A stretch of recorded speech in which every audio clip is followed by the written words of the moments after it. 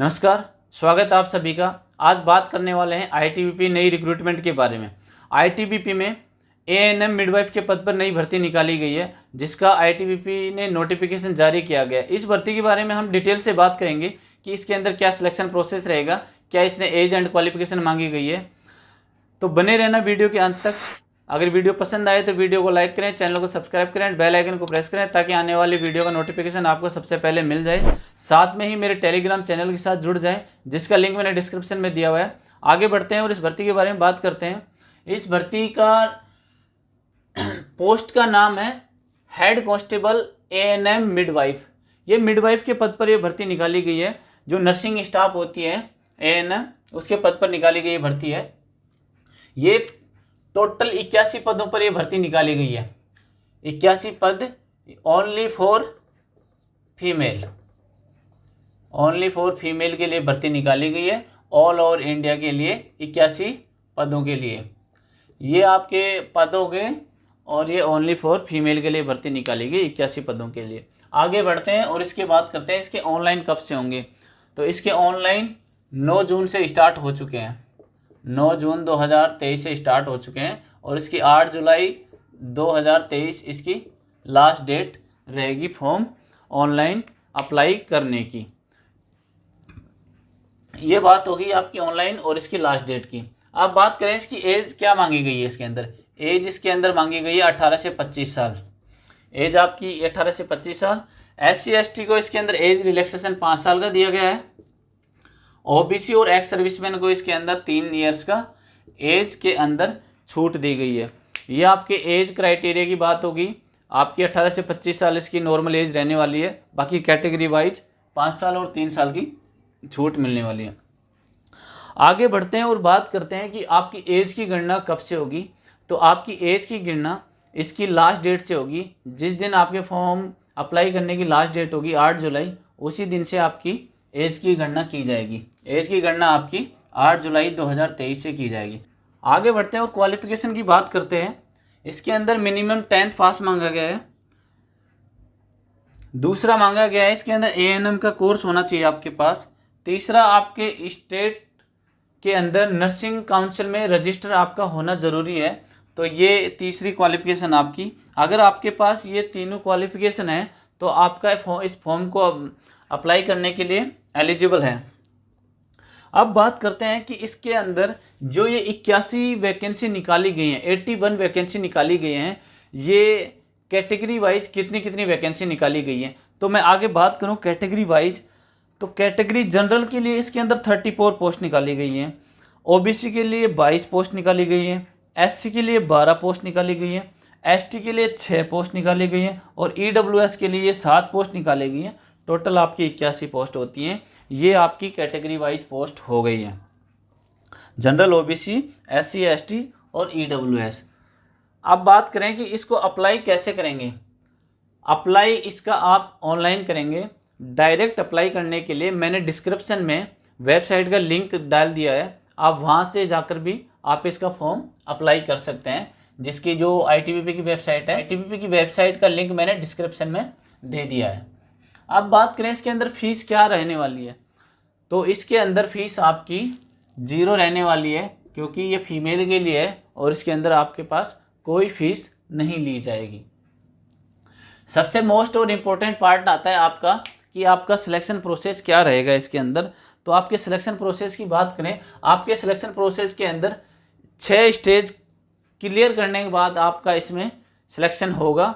तो मैं पहले बात करूं, पहले आपके अंदर PET होगा, जिसके अंदर आपकी रनिंग होगी। उसके बाद फिर आपका PST होगा, जिसके अंदर फिजिकल स्टैंडर्ड टेस्ट होगा, जिसके अंदर हाइट और वेट मापा जाएगा आपका। फिर थर्ड के अंदर अगर PET और PST क्वालिफाई होने के बाद आपका रिटन एग्ज़ाम होगा। रिटन एग्ज़ाम होने के बाद आपके डॉक्यूमेंट वेरिफिकेशन होंगे। अगर डॉक्यूमेंट वेरिफिकेशन क्लियर होने के बाद प्रैक्टिकल एग्ज़ाम लगेगा आपका। इसके अंदर जिस ट्रेड से मान लो आपको भर्ती करवाया जा रहा है, उसी ट्रेड के रिलेटेड एक 100 नंबर का आपका पेपर होगा, जिसके अंदर एक क्वालिफाई नेचर का पेपर होगा। ये आपका प्रैक्टिकल एग्ज़ाम होगा। इसके बाद अगर ये क्वालिफाई कर लेते हैं प्रैक्टिकल एग्ज़ाम, तब आपका डिटेल मटेरियल एग्ज़ाम होगा तब आप जाके इसमें आपका सिलेक्शन होगा। तो ये आपकी 6 स्टेज है, 6 स्टेज क्लियर करेंगे आप। 6 स्टेज के बारे में मैं डिटेल से बात करता हूँ कि आपको पीईटी, पीएसटी और रिटर्न और प्रैक्टिकल डीएमई के अंदर क्या क्या सिलेबस, क्या क्या क्राइटेरिया, कैसे क्या रहेगा वो बता देता हूँ। पीईटी के अंदर आपका क्या होगा, रनिंग होगी। रनिंग की बात करूँ मैं तो आपकी 800 मीटर की रनिंग होगी। 800 मीटर की रनिंग के अंदर आपको समय मिलेगा 4 मिनट 45 सेकंड। 4 मिनट 45 सेकंड के अंदर आपको 800 मीटर की ये रनिंग क्लियर करनी है। दूसरा पीईटी के अंदर आपका लॉन्ग जंप होगा। लॉन्ग जंप होगा 9 फीट आपको लॉन्ग जंप कूदना है, जिसके अंदर आपको 3 चांस भी मिलेंगे। इसके अंदर आप 3 चांस लेके इसमें 9 फीट क्लियर कर सकते हैं।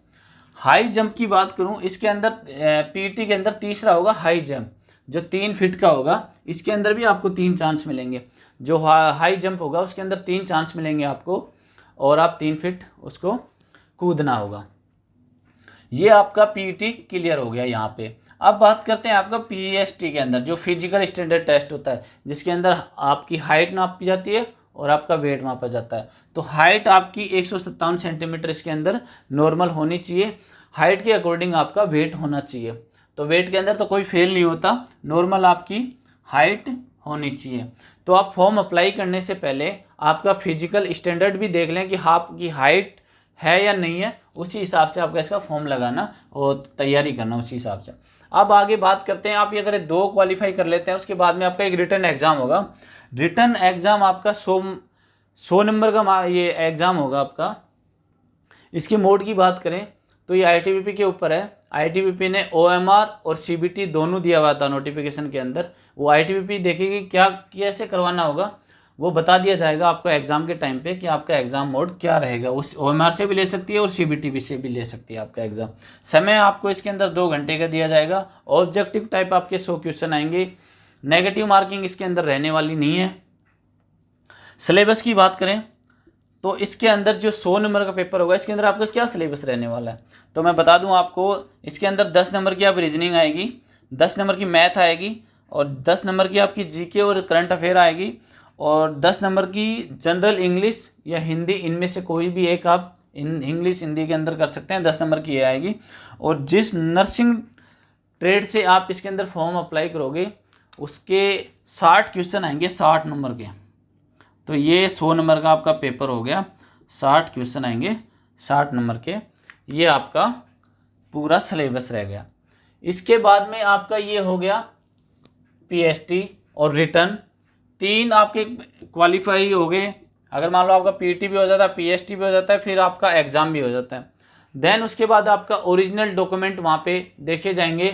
डॉक्यूमेंट देखने के बाद आपको एक प्रैक्टिकल एग्ज़ाम होगा जो आपकी ट्रेड के बारे में होगा। जिस प्रैक्टिकल एग्ज़ाम के अंदर आपसे आपके एक वीवा वॉश होता है, उसके 40 क्वेश्चन आपसे पूछे जाएंगे, और इंस्ट्रूमेंट का नॉलेज होना चाहिए आपको। जो भी आपके इस ट्रेड में इंस्ट्रूमेंट यूज होते हैं उसका नॉलेज होना चाहिए, और इसका प्रोसीजर क्या रहता है तो ये भी 30 नंबर के, ऐसे करके 40, 30 और 30, 60 नंबर का और ये 40 नंबर, 100 नंबर का आपका ये प्रैक्टिकल एग्जामिनेशन होगा जो क्वालिफाई नेचर होगा, जिसके अंदर 35 नंबर आपको लाना ज़रूरी होगा। इसके अंदर आप 35 नंबर लेके आ जाते हैं। ट्रेड टेस्ट मान के चलो, ये आपका एक ट्रेड टेस्ट है 100 नंबर का, जिसके अंदर आपको 35 नंबर लेके आने हैं। अगर 35 नंबर लेके आ जाते हो तो आप इसके अंदर क्वालिफाई हो जाते हो। ये क्वालिफाई करने के बाद आप फिर डिटेल मेडिकल एग्जाम के लिए क्वालिफाई कर जाते हैं। ये हो गया आपका डिटेल मेडिकल एग्ज़ाम। फिर यहाँ पे इसके बाद में आपका डिटेल मेडिकल एग्ज़ाम हो जाता है। यहाँ पे आपकी ऑनलाइन की बात होगी, पदों की बात होगी, एज की बात होगी, आपके क्वालिफिकेशन की बात होगी, ये वैकेंसी की डिटेल होगी पूरी, ये आपका सिलेक्शन प्रोसेस हो। अब बात करें इसके अंदर आपको सैलरी क्या मिलने वाली है, तो मैं सैलरी की बात करूँ कि ये ग्रुप सी की वैकेंसी है और 7th लेवल का इसके अंदर पे ग्रेड रहेगा। तो इसके अंदर आपकी 25,500 से स्टार्ट होके सैलरी 81,000 तक आपको सैलरी मिलेगी, प्लस कुछ ज़्यादा ही जा सकती है क्योंकि इसमें अलाउंस वगैरह और भी जुड़ेंगे।